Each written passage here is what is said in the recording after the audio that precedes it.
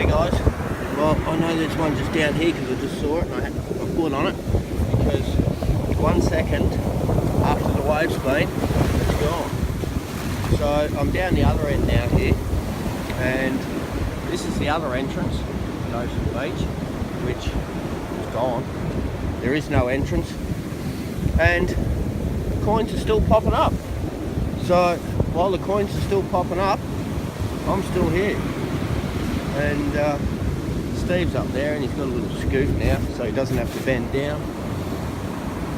And nowhere near, oh yeah, here we go. This one. Oh. So if you don't get it, you've lost it. So you got to be quick.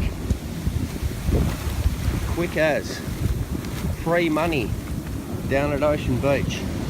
Can't believe it. All I want to do now is find some, at least one gold ring pop its head up. That'd be awesome. That'd be awesome if I could get that on video. I found it before in situations like this. Nice one. Look at him, he's got his little scoop.